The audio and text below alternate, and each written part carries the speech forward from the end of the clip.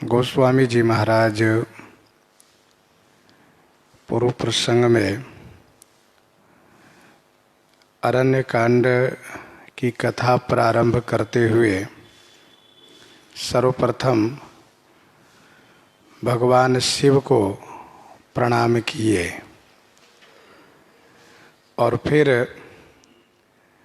श्री राम जी को प्रणाम करते हुए इस प्रकार से उन्होंने कहा कि सांद्रानंद पयोदसौ भगतनुम पीतांबरम सुंदरम पाणौ बाणसरासनम कटिलसत् तुणीरभारंबरम राजेवायतलोचनं धृतजटाजुटेन संशोभितं सीतालक्ष्मणसंयुतं पथिगतं रामाभिरामं भजे।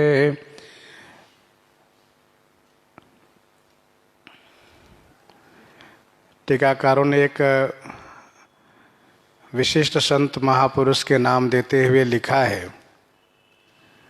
चित्रकूट में निवास करने वाले श्री रामा बाबा,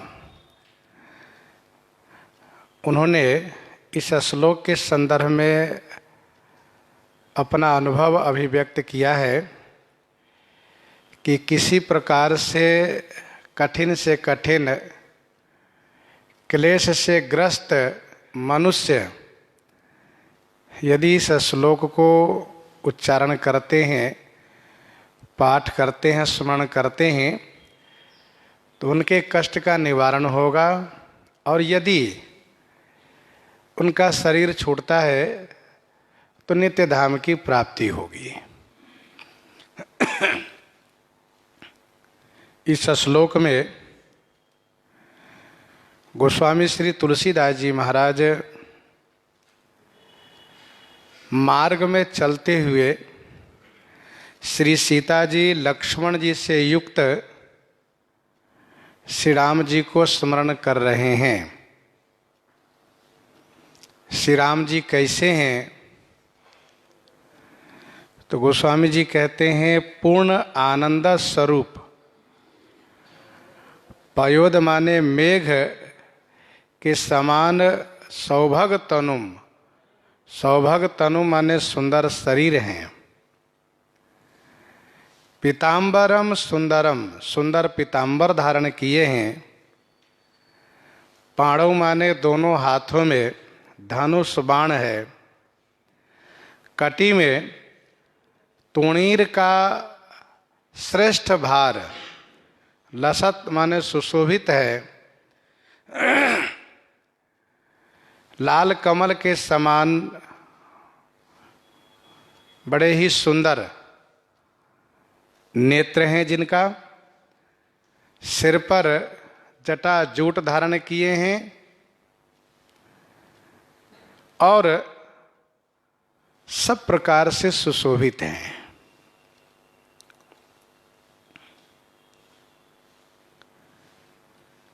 जिस प्रकार से मेघ आकाश में विचरणशील है, विचरण करते हुए संपूर्ण भूमंडल को जल वर्षा करके आह्लादित करते हैं, वैसे ही श्री राम जी मेघ के समान विचरण करते हुए सभी को आह्लादित कर रहे हैं।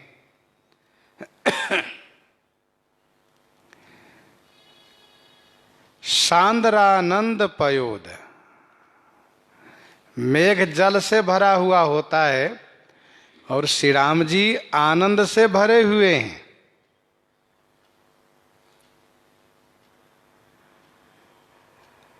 सुंदर पीतांबर धारण किए हुए हैं।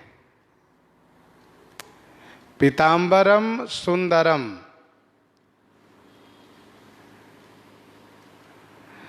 आप कह सकते हैं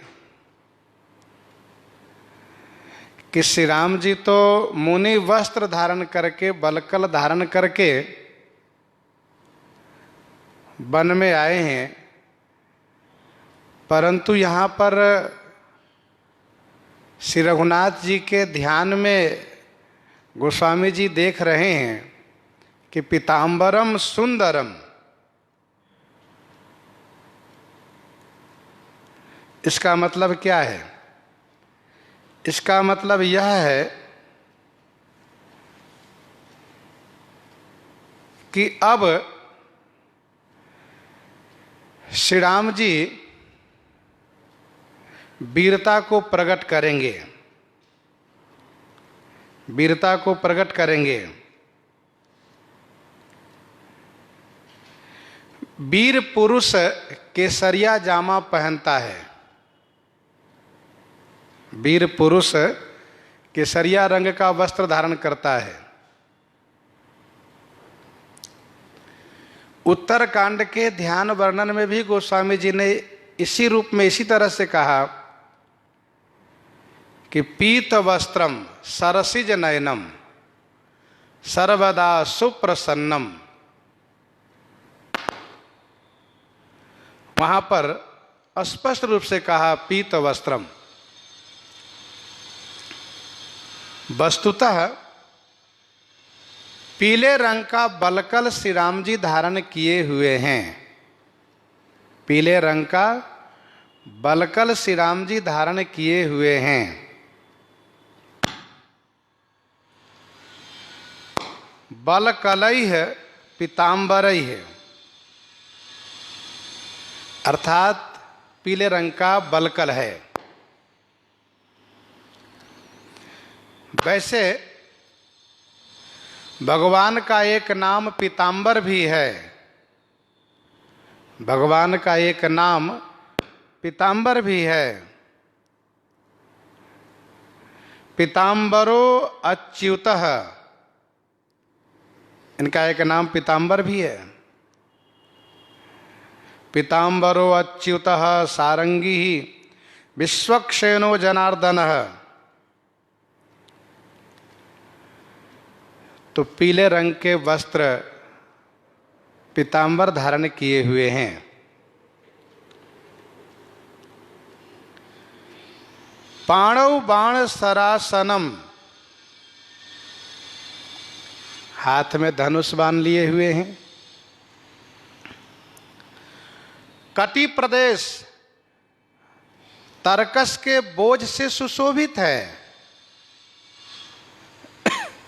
ध्यान दीजिएगा, और बोझ भारी लगता है, लेकिन तरकस का बोझ भारी नहीं लगता। इसलिए गोस्वामी जी ने कहा कि कटिलसत तुणीर भारम बरम, श्रेष्ठ तरकस का बोझ है। वैसे श्री राम जी का तरकस अक्षय तरकस है, अक्षय तुनीर है। जितना चाहे बाण का प्रयोग करें, लेकिन बाण इसमें से समाप्त नहीं होता है। और गोस्वामी जी मानो यहां पर यह कहना चाहते हैं कि अब बाण सरासन और तरकस का उपयोग श्री राम जी करेंगे, प्रयोग करेंगे।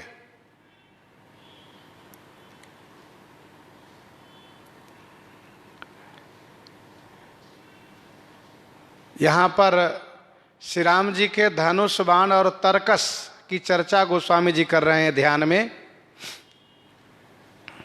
ये सभी बाण दिव्य हैं और धनुष दिव्य है, तरकस अक्षय है। और वैसे भी श्री राम जी की प्रसिद्धि है धनुषधारियों में। कहाँ कौशलाधीश दो भ्राता, कहाँ कौशलाधीश द्रौ भ्राता, धनवी सकल लोक विख्याता, धनवी सकल लोक विख्याता।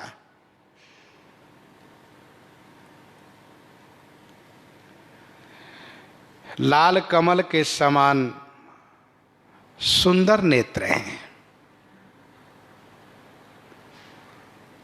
यह कह करके गोस्वामी जी ने मानो यह संकेत किया कि श्री राम जी भक्तों के विपत्ति को, संकट को हरने चल रहे हैं। राजीव नयन धरे धनुषायक, भगत विपत्ति भंजन सुखदायक। देखी राम सकल कपि सेना, चितई कृपा करि राजीव नयना।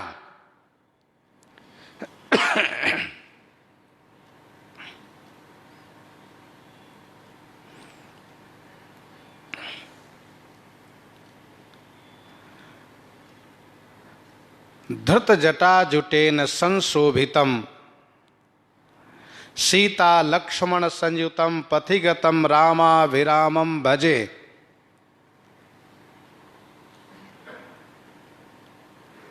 इस श्लोक में 3 रस का वर्णन है। सौभग तनुम पीतांबरम सुंदरम से श्रृंगार रस, क्योंकि इसी कांड की कथा में श्री राम जी के मधुर श्रृंगार पर शूर्पणखा विमोहित हो गई हैं। सौभग तनुम पीतांबरम सुंदरम में श्रृंगार रस, पाणव बाण सरासनम से वीर रस, क्योंकि इसी कांड में श्री राम जी अपनी वीरता को प्रकट करते हुए खरदूषण त्रिशरा को ससैन्य संहार किए हैं। बाण प्रताप जान मारीचा, इसमें बाण का पराक्रम प्रकट किए हैं। राजीवायत लोचनम धृत जटा जुटेन संशोभितम, जटा जुटेन संशोभितम से शांत रस। शांत रस कहने का भाव यह है कि भक्ति को प्रदान करने वाले हैं। भक्ति प्रदान करने वाले हैं। जब रघुनाथ समर रिपु जीते, जब रघुनाथ समर रिपु जीते, सुर नर मुनि सब के भय बीते। जब रघुनाथ समर रिपु जीते, सुर नर मुनि सब के भय बीते।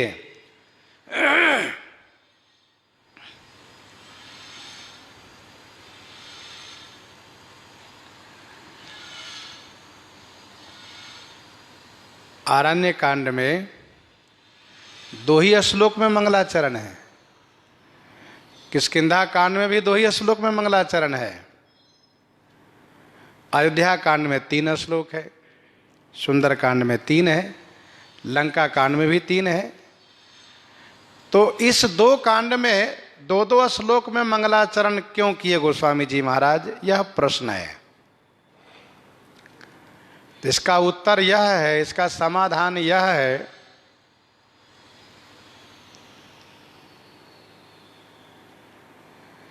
कि आरण्य कांड में श्री सीता जी का हरण हो जाता है, किष्किंधा कांड में श्री सीता जी की खबर नहीं मिलती है, सुंदर कांड में श्री सीता जी की खबर मिल जाती है। तो आरण्य कांड की कथा में और किष्किंधा कांड की कथा में इसीलिए 2-2 श्लोक में ही मंगलाचरण गोस्वामी जी किए। फिर सुंदर कांड से 3 श्लोक में प्रारंभ किए हैं।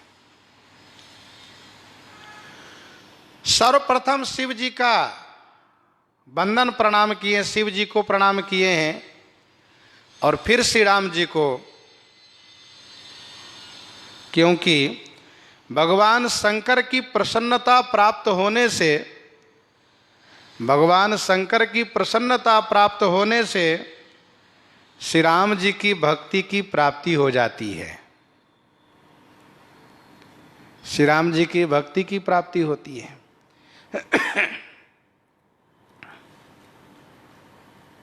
इसलिए श्री राम जी को बाद में प्रणाम किए।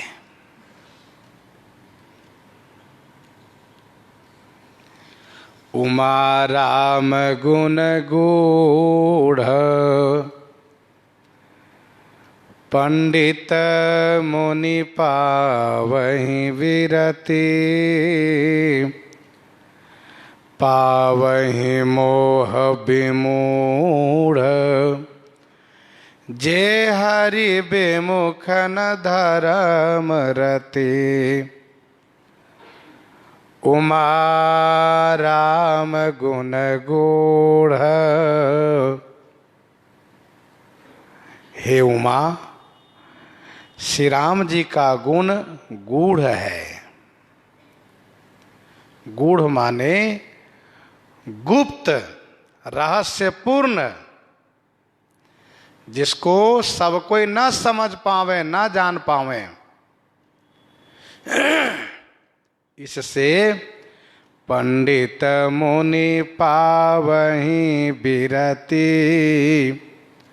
पंडित मुनि विरति माने वैराग्य प्राप्त करते हैं, तथा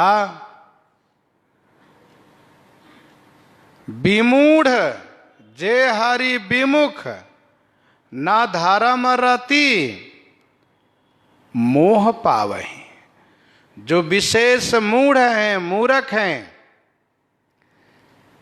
श्री हरि से विमुख हैं, धर्म में रति नहीं है, ऐसे लोग मोह को प्राप्त कर जाते हैं।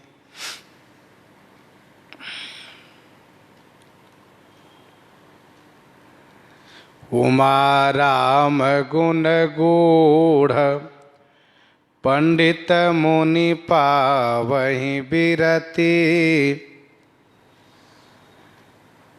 पंडित मुनि को वैराग्य प्राप्त हुआ। जैसे किसी आरण्य कांड की कथा में देवर्षि नारद जी को वैराग्य प्राप्त हुआ। और पावहि मोह विमूढ़, ये विशेष मूर्ख मोह को प्राप्त कर जाते हैं। जैसे किसी कांड की कथा में जयंत को मोह प्राप्त हो गया।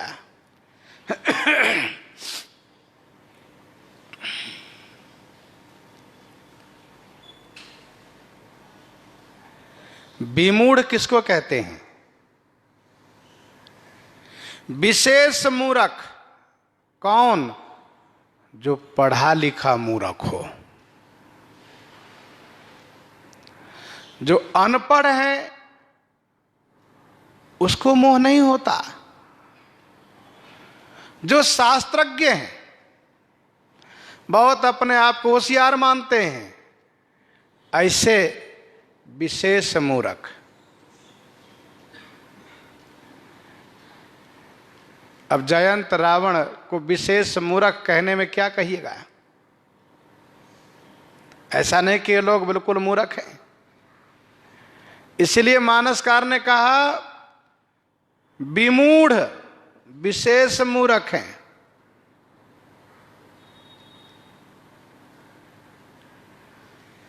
उमा राम गुण गूढ़, भगवान श्री राम का गुण गूढ़ है। श्रोता वक्ता ज्ञान निधि, कथा राम कै गूढ़। किमि समुझाऊं मैं जीव जड़, कलिमल ग्रसित विमूढ़। चाहूं सुनै राम गुण गूढ़ा, किन्हु प्रश्न मनहु यति मूढ़ा। श्री राम जी का गुण गूढ़ है। गिरजा सुनहु राम कै लीला, सुरहित दनुज विमोहनशीला। विचित्र है, राम देखी सुन चरित तुम्हारे, जड़ मोहि बुध होहि सुखारे। राम देखी सुन चरित तुम्हारे, जड़ मोहि बुध होहि सुखारे।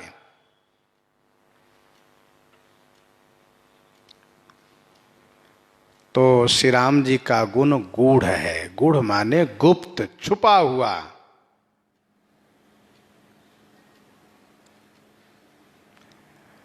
जैसे प्रणवउ परिजन सहित विदेहु, जाहि राम पद गूढ़ सनेहु। कैसा गूढ़ सनेहु? तो कहा जोग भोग मह राख्यो गोई, जो छुपा हुआ हो। जिस स्नेह को मिथिलेश जी महाराज ने अंदर ही अंदर छुपा करके रखा था, उसके रस को आस्वादन करते थे आप। ऐसे गूढ़ स्नेह। तो राम जी का गुण गूढ़ है। पंडित, पंडित कहते हैं विद्वान को। पंडित कहते हैं विद्वान को। तुम पंडित परमार्थ ज्ञाता।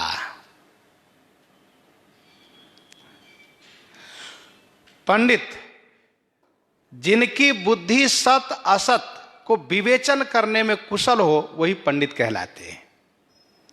सत असत विवेकनी बुद्धि को पंडा कहा गया है।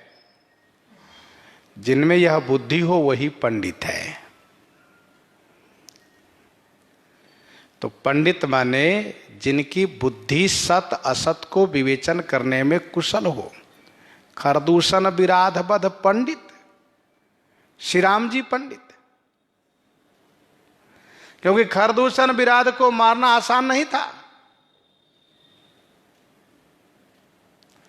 सुमंत्र जी पंडित। तुम पंडित परमार्थ ज्ञाता, धरो धीर लखे विमुख विधाता।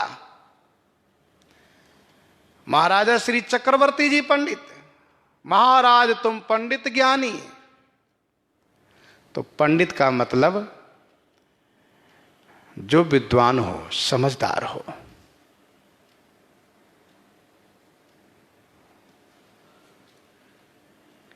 पंडित मुनि पावहि विरति, उनको वैराग्य होता है। भगवान श्री सीताराम जी सुंदर मंगलमय चरित करते हैं। यह देख सुन करके पंडित मुनि को वैराग्य प्राप्त होता है। श्री राम जी श्री सीता जी के विरह में विलाप कर रहे थे, तो पंडित मुनि को वैराग्य हुआ कि भैया रे, नारी का संग्रह ठीक नहीं है। क्योंकि श्री राम जी को भी रोना पड़ा। श्री राम जी भी रो रहे हैं नारी के लिए, इसलिए नारी से दूर रहना चाहिए। यह पंडित मुनि को समझ में आया। और जो विमूढ़ है, हरि से विमुख है, धर्म में रति नहीं है, उन्होंने ये माना कि भाई नारी बहुत बड़ी चीज है, उनको अवश्य संग्रह करना चाहिए। क्यों? क्योंकि जिनके लिए श्री राम जी भी रोते हैं, इसलिए हमें भी नारी को अवश्य रखना चाहिए। तो इस प्रकार से पंडित मुनि पावहि विरति और पावहि मोह विमूढ़, जे हरि विमुख न धर्म रति। वस्तु एक है, वस्तु एक है, लेकिन पात्र के अनुसार उसका फल प्रकट दिखता है। जैसे कि दही, जैसे कि दही यदि ताम्र पात्र में रख दीजिए तो वह दही जहरीली हो जाती है। लोहे में रख दीजिए, ताम्र पात्र में रख दीजिए, उससे को स्टील में, चांदी पात्र में, एल्युमिनियम में रख दीजिए, बढ़िया है। मिट्टी के पात्र में रखिए तो पात्र के अनुसार फल प्रकट दिखता है। भगवान श्री राम की लीला देख करके भगवान शिव को आनंद प्राप्त होता है। भगवान शिव आनंदित होकर के श्री रघुनाथ जी को सच्चिदानंद कह करके प्रणाम करते हैं। और वो कथा भी इसी कांड की है। लेकिन श्री सती जी को मोह हो जाता है, श्री सती जी परेशान हो जाती हैं।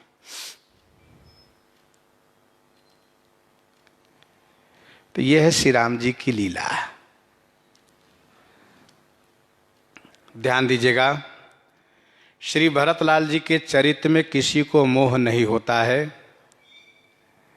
इसीलिए अयोध्या कांड की कथा में गोस्वामी जी किसी संवाद की चर्चा नहीं करते हैं। इसका मतलब ये नहीं सोचना चाहिए कि और कोई वक्ता अयोध्या कांड की कथा कहते ही नहीं है।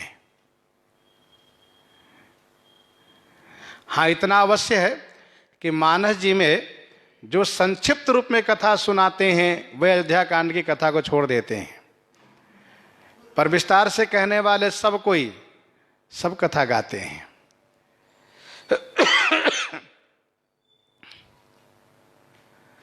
तो अयोध्या कांड में किसी को मोह नहीं होता है।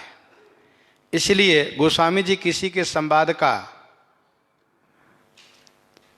वर्णन नहीं करते हैं। कोई अपने श्रोता को संबोधित करते हो, श्याराम, कोई वक्ता अपने श्रोता को संबोधित करते हो, ऐसा वर्णन नहीं करते गोस्वामी जी। लेकिन अरण्य कांड की कथा प्रारंभ होते ही सभी वक्ता लोग अपने अपने श्रोता को संबोधित करना शुरू कर दिए, क्योंकि श्री रामचरित में सबको मोह हो जाता है। राणलीला देख करके गरुड़ जी मोहित हो जाते हैं, राजलीला देख करके गुरु श्री वशिष्ठ जी मोहित हो जाते हैं, बाल लीला देख करके काकभुसुंडी जी मोहित हो जाते हैं, विवाह लीला देख करके श्री ब्रह्मा जी मोहित हो जाते हैं, वन लीला देख करके श्री सती जी स्वयं भी मोहित हो जाती हैं।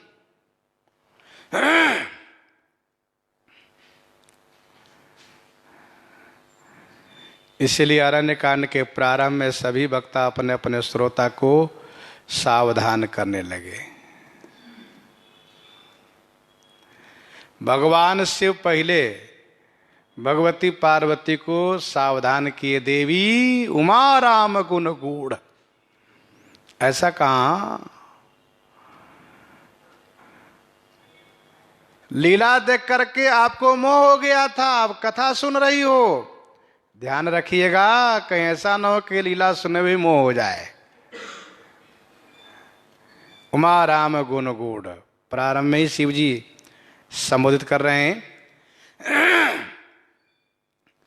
श्री काकभुसुंडी जी भी अपने श्रोता को संबोधित करेंगे। पक्षीराज ध्यान दीजिएगा, सुधा होई विष सुनु हरि जाना, सुधा होई विष सुनु हरि जाना। और श्री याज्ञवल्क्य जी ने भी भरद्वाज जी को सावधान किया, जो रघुवीर विमुख सुनु भ्राता, जो रघुवीर विमुख सुनु भ्राता। भ्राता संबोधन श्री याज्ञवल्क्य जी भरद्वाज जी के लिए करते हैं। पन करि रघुपति भगति दिखाई, को शिव सम राम ही प्रिय भाई।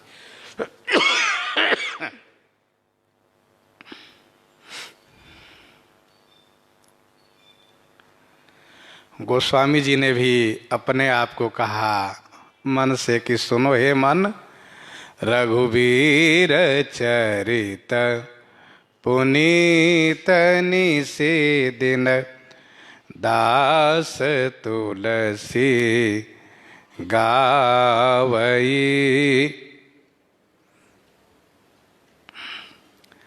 मानो सभी वक्ता कह रहे हैं अपने श्रोता से कि सुनिए, पुरनर भरत प्रीति मैं गाई। लेकिन अब आगे की कथा सावधानी सुनिए। अयोध्या जी की कथा, अयोध्या कांड की कथा में कोई मोह वाला प्रसंग नहीं है। श्री अयोध्या राज्य से संबंधित अयोध्या कांड की कथा है।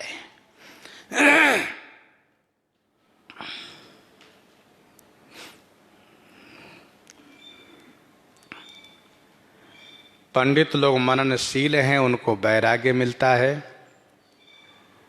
और जो विमूढ़ है, धर्म रहित है, हरि विमुख है, वे मोह पाते हैं।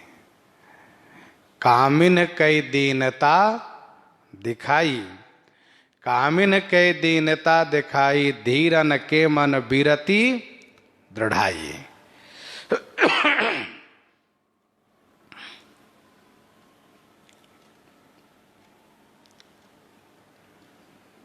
मूढ़ से ज्ञान रहित, हरि विमुख से उपासना रहित, और न धर्म रति, धर्म रहित, ये कर्म रहित। मूढ़ से ज्ञान रहित, हरि विमुख से उपासना रहित, न धर्म रति से कर्मकांड रहित, अर्थात वह वेद से विमुख है। ऐसे लोग मोह को प्राप्त कर जाते हैं।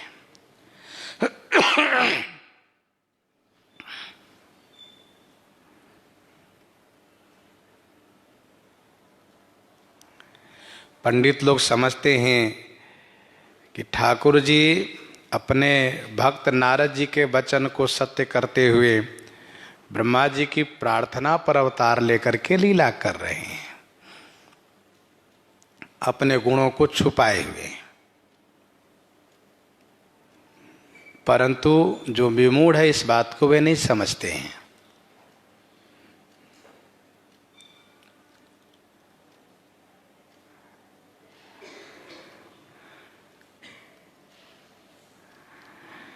अच्छा, श्री भारत चरित में किसी को मोह नहीं है, फिर भी गोस्वामी जी ने इतना विस्तार से क्यों गायन किए? श्री भरत चरित को इतना विस्तार से क्यों गायन किए? तो इसका उत्तर यह है कि श्री भरत चरित के प्रभाव से भक्ति की प्राप्ति होती है। इसीलिए भरत चरित करि नेम तुलसी जे सादर सुनहि, सिये राम पद प्रेम अवश्य होई भवरस बिरति।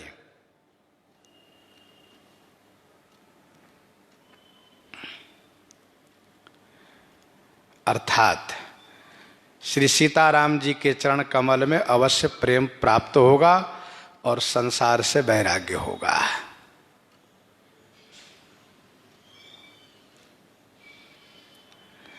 एक बड़ी बात यह है कि श्री रामचरित से केवल पंडित मुनि को वैराग्य होता है, लेकिन श्री भरतलाल जी के चरित को यदि नियम से श्रवण करें तो जो श्रवण करेंगे उन्हीं को वैराग्य हो जाएगा संसार से।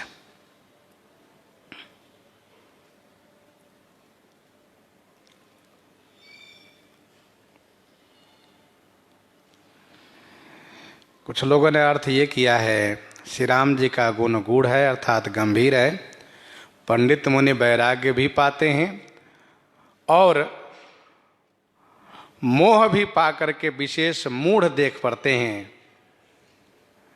अर्थात हरि से विमुख नहीं है और धर्म में रति भी है उनको। उन्होंने कहा कि हरि विमुख न अनधर्म, हरि विमुख न और धर्म रति, अर्थात हरि से विमुख नहीं है और धर्म में रति है, ऐसा उन्होंने अर्थ किया कुछ संत महापुरुषों ने।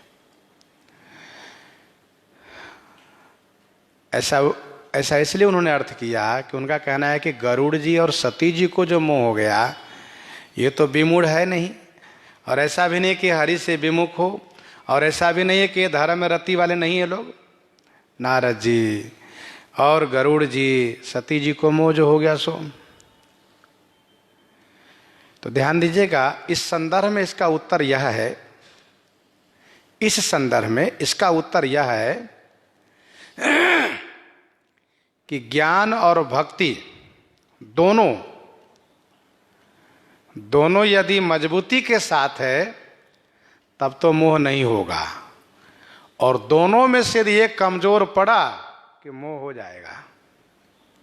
ध्यान दीजिएगा, ज्ञान और भक्ति में से दोनों मजबूती के साथ उनके पास है तो मोह नहीं होगा, दोनों में से एक यदि कमजोर पड़ा तो मोह हो जाएगा।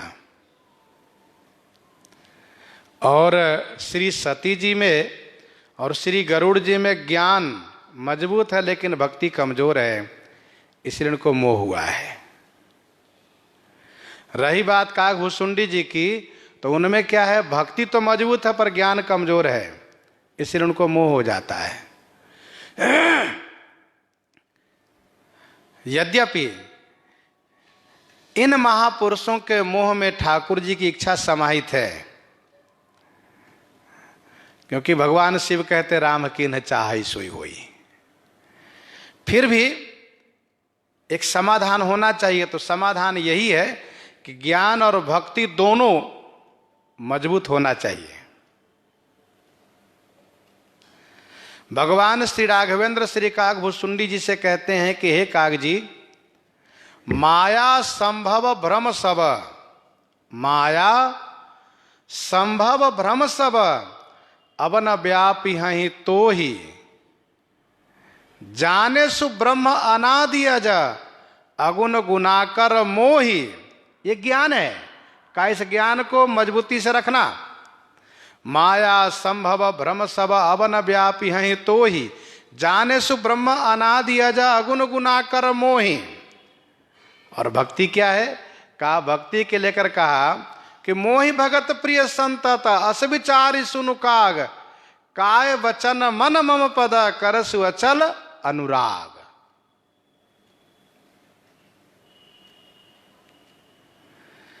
प्रभु ने कहा कि मेरे संदर्भ में ज्ञान मजबूत होना चाहिए और मेरी भक्ति भी मजबूत होनी चाहिए। उस दोनों दोहे को समझने से बात स्पष्ट हो जाती है।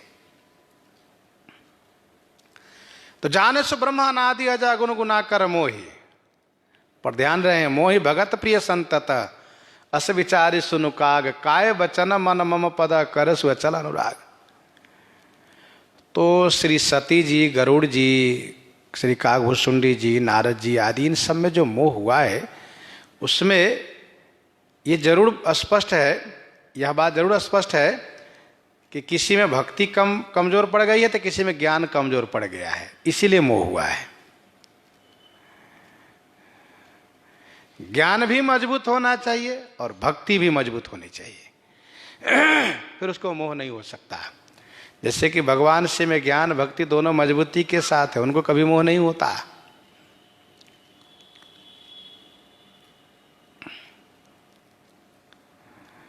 उमा राम गुण गूढ़, पंडित मुनि पावहि बिरति, पावहि मोह विमूढ़, जे हरि विमुख न धर्म रति, पुर नर भरत प्रीति मैं गाई, मति अनुरूप अनूप सुहाई, पुर नर भरत प्रीति मैं गाई।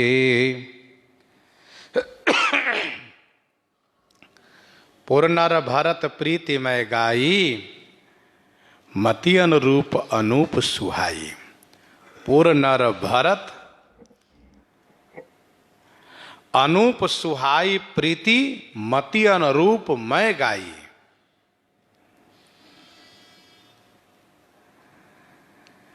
पुर नर भरत प्रीति मैं गाई। पुर नर पूर्ववासी अयोध्यावासी और भरत की प्रीति मैंने गाई। जो प्रीति अनुपम है, सुहाई है, उसको मैंने अपनी बुद्धि के अनुसार गायन किया है। अब इस चौपाई में कौन कह रहे हैं कि मैं गाई? तो भाई हम लोग तो ये मानते हैं कि श्री गोस्वामी तुलसीदास जी कहते हैं कि मैं गाई, परंतु ऐसा नहीं कि और कोई वक्ता नहीं गायन किए, उन लोगों ने भी गायन किए। श्री जागवल्लभ जी भी कह सकते हैं, श्री भरत श्री कागभूषुंडी जी भी कह सकते हैं, भगवान शिव भी कह सकते हैं। अच्छा, दोहे में भगवान शिव ने भगवती पार्वती जी को, ऊपर के दोहा श्रोठा में भगवती पार्वती जी को भगवान शिव ने संबोधित किया उमा राम गुण गूढ़। तो लगता तो ऐसा है कि भगवान शिव कह रहे हैं कि पुनर् भरत प्रीति में गाई। और आगे श्री याज्ञवल्क्य जी, श्री कागभूषुंडी जी भी अपने अपने श्रोता को संबोधित करते हैं, तो लगता है कि उन लोगों ने भी कहा कि मैं गाई। और गोस्वामी श्री तुलसीदास जी भी कहते हैं हम लोगों से कि मैं गाई। पुनर् भरत प्रीति में गाई, मति अनुरूप अनूप सुहाई। सभी कोई अपनी बुद्धि के अनुसार ही गायन करते हैं, ज्यादा कह नहीं सकते, ज्यादा गायन कर नहीं सकते, कम करने में दोष आता है, इसलिए मति अनुरूप। सभी ने कहा कहो सुमति अनुहारी अब उमा शंभु संवाद। श्री याज्ञवल्क्य जी, भगवान शिव कहते हैं तदपि जथा श्रुत जसि मति मोरी, तदपि जथा श्रुत जसि मति मोरी, कही हूँ देखी प्रीति अति तोरी। श्री कागभूषुंडी जी कहते हैं नाथ जथा मति भाखेऊ, राखेऊ नहीं कछु गोई। गोस्वामी श्री तुलसीदास जी कहते हैं मति अनुहारी सुबारी गुण गन गनि मन अनवाई, सुमिरी भवानी शंकर ही कह कवि कथा सुहाई। पुनर् भरत प्रीति में गाई।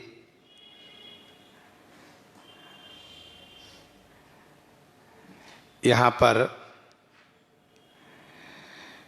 कांड का संबंध भी समझ लेना चाहिए। सप्त प्रबंध सुभग सोपाना, अयोध्या कांड की उस पंक्ति को आप स्मरण करें, परम पुनीत भरत आचरणु, परम पुनीत भरत आचरणु। और अरण्य कांड की यह चौपाई पुरनर भरत प्रीति में गाई। तो उस चौपाई से इस चौपाई का संबंध हुआ।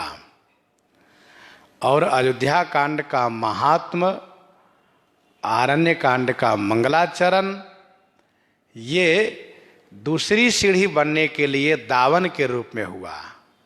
दबा हुआ भाग है। एक सीढ़ी के बाद दूसरी सीढ़ी जब बनाई जाती है तो कुछ भाग दबा करके तब दूसरी सीढ़ी बनाई जाती है।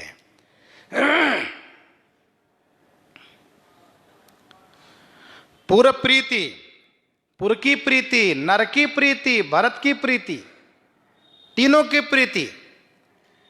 अयोध्यापुर की प्रीति समझिए कैसे, चलत राम लखी अवधानाथ, अयोध्यानाथ हो गई। बागन बिटप बेली कुम्हिलाई, ये पुर की प्रीति। श्री राम जी के बिना चलत राम लखी अवध अनाथा, बागन बिटप बेली कुम्हिलाही, सरित सरोवर देखी न जाही, हाट बाट नहीं जाई निहारी, जनपुर दहदिसि लाग दवारी। ये पुर की प्रीति। श्री राम जी के बिना अयोध्या जी उजड़ गई।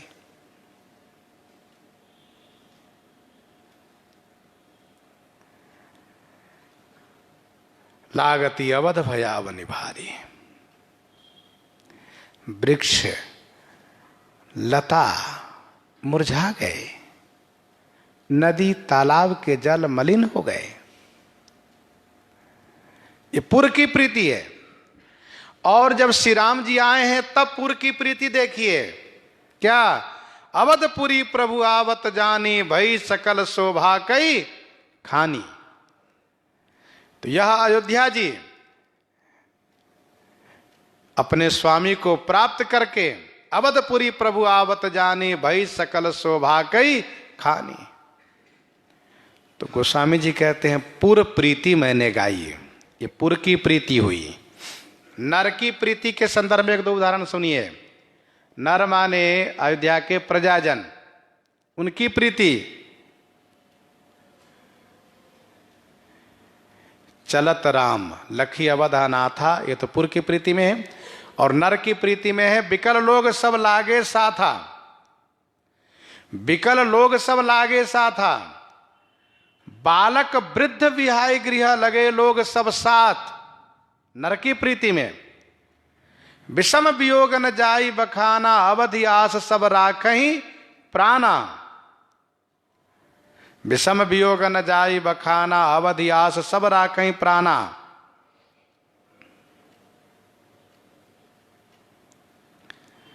और जब श्री राम जी आए हैं तब नर की प्रीति, समाचार पूर्वासिन पाए, नर अरु नारी हरसि सब धाये।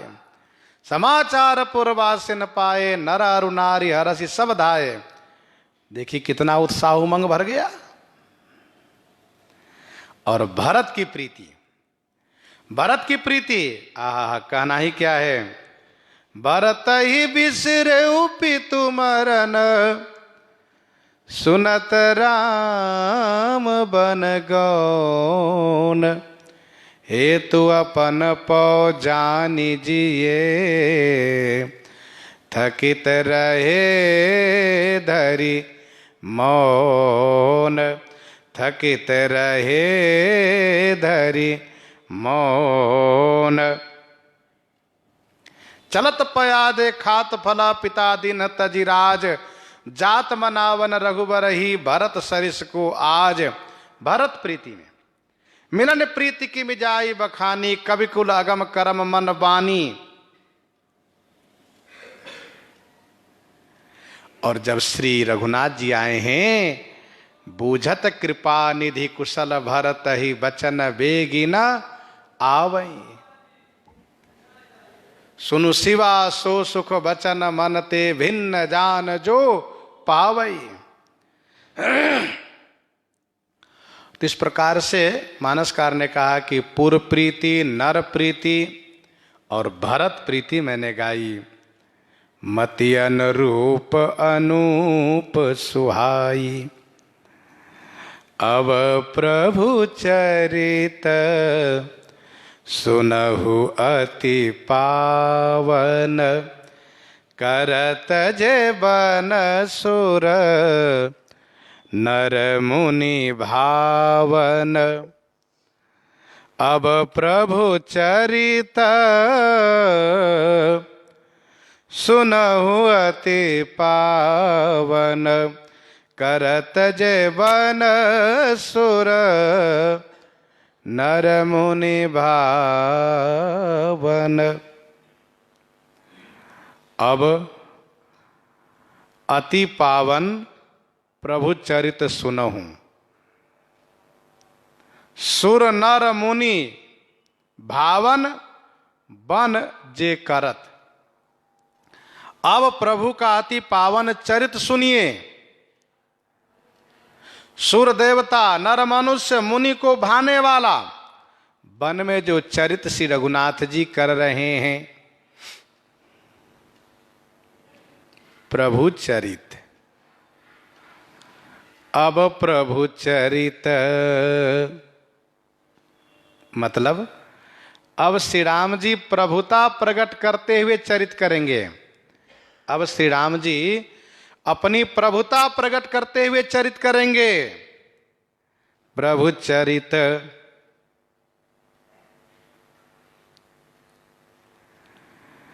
तो क्या बालकांड की कथा में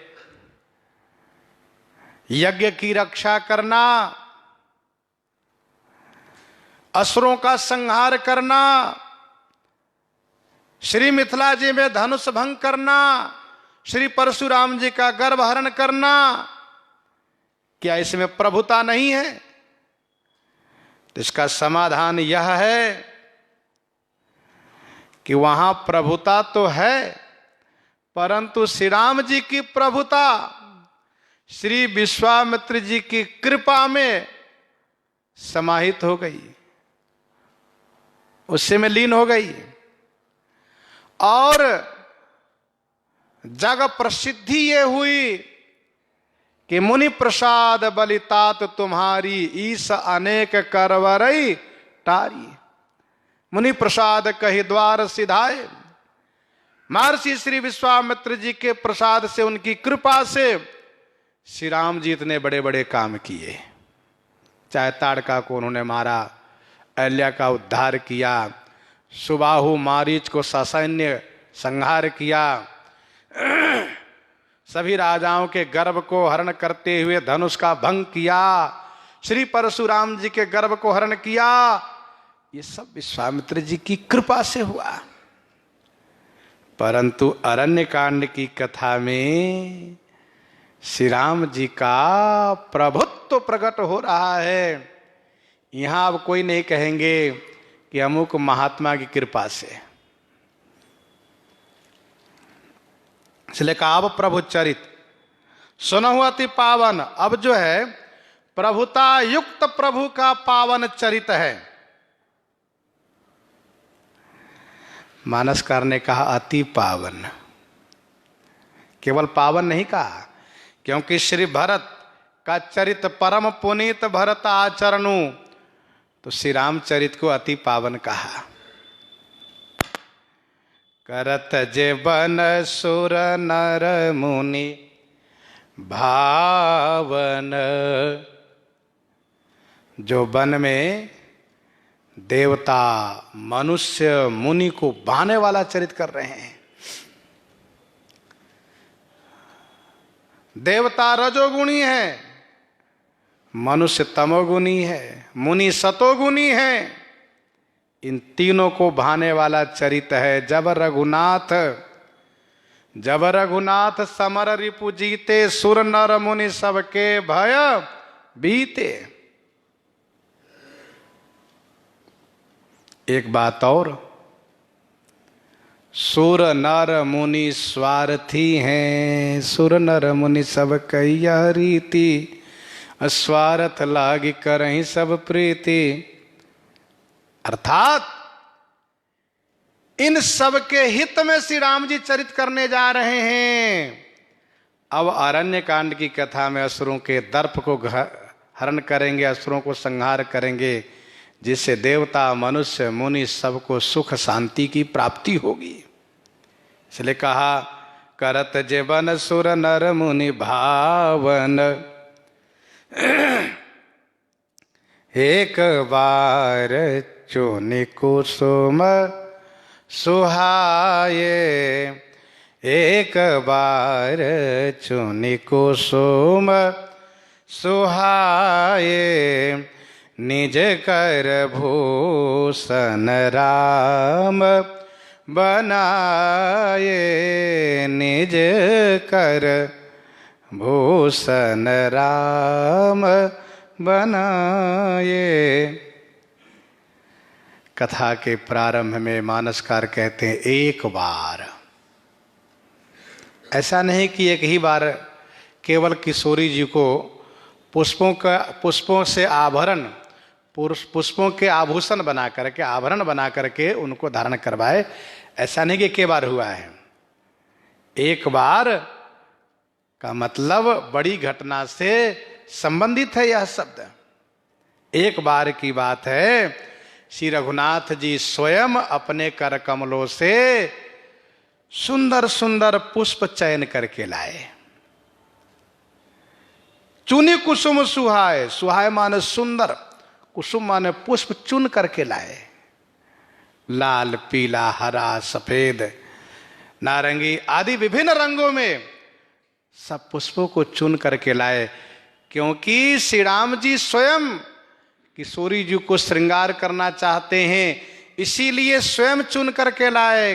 किस पुष्प को कितनी मात्रा में लाना है, इसलिए स्वयं चुन करके लाए। एक बार चुनि कुसुम सुहाए और निज कर भूषण राम बनाए, अपने कर कमलों से श्री राम जी आभूषण बनाए।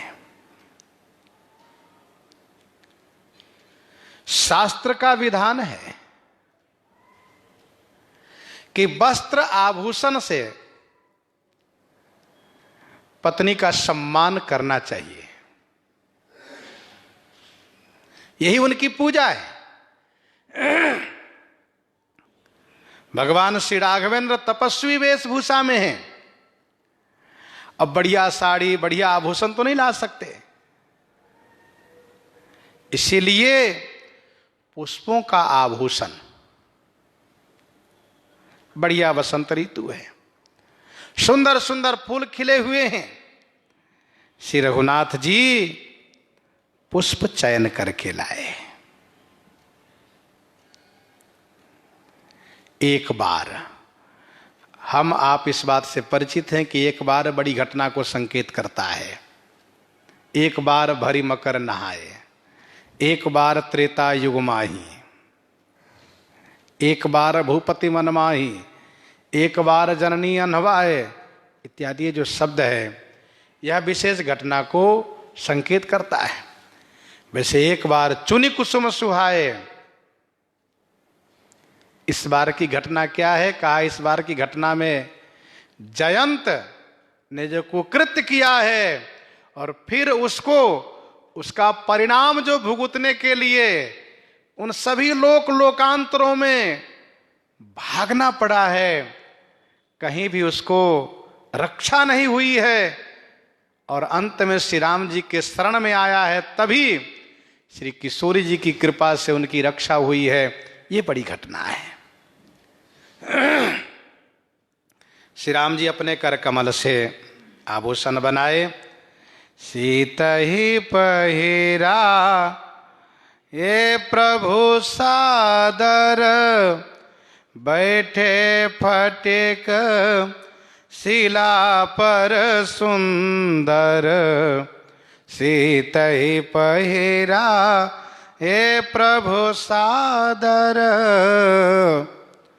प्रभु श्री राघवेंद्र श्री सीता जी को आदर पूर्वक पहनाए हैं और फिर सुंदर स्फटिक शिला पर विराजित हुए बैठ गए हैं।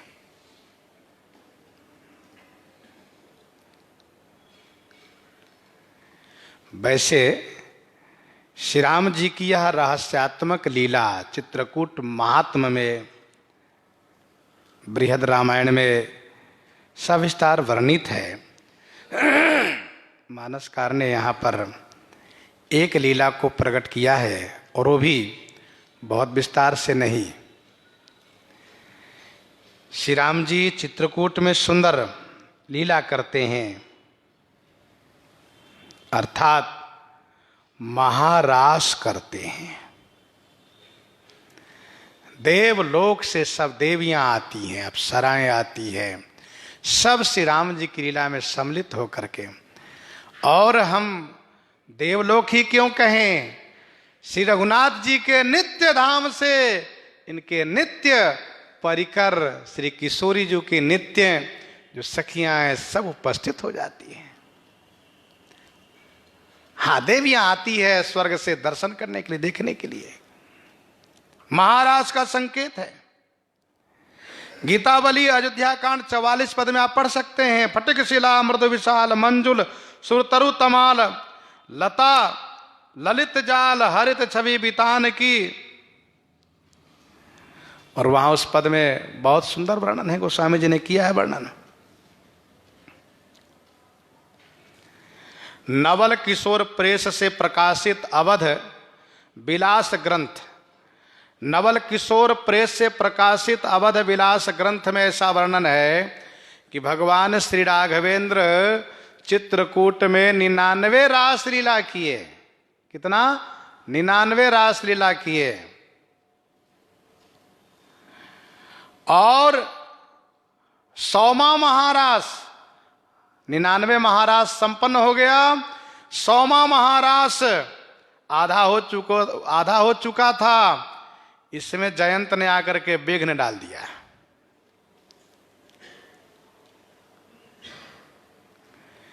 क्योंकि महाराज के उस आनंद से आह्लादित आनंदित होकर के श्री राम जी शयन जो कर जाते हैं,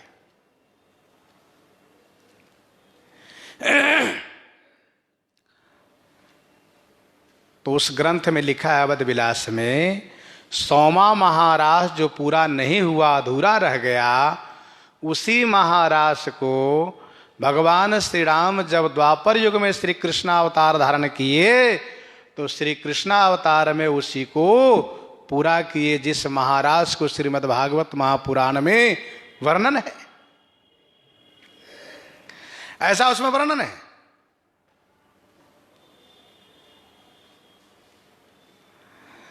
देवता मनुष्य मुनि सब के सब श्री रघुनाथ जी के इस महारास के दिव्य महोत्सव में रंग गए, आनंदित हो गए। और हुआ ये कि जयंत की पत्नी यहीं रुक गई, ठहर गई। इसी बात को लेकर के जयंत के मन में आशंका हो गई, किस तरह से महाराज करते रहेंगे कि हम लोग के कार्य संपन्न करेंगे। और इसीलिए उसने परीक्षार्थ बहुत बड़ी गलती किया। श्री सती जी की तरह वह भी बहुत बड़ी गलती किया, परीक्षा लेने में चूक गया हुआ, जिसका परिणाम उसे भुगतना पड़ा। तो हम लोग इस प्रसंग को यहीं पर हृदयंगम करते हैं कि श्री रघुनाथ जी श्री किशोरी जी के साथ सुंदर स्फटिक शिला पर विराजित हैं। आइए श्रवण करते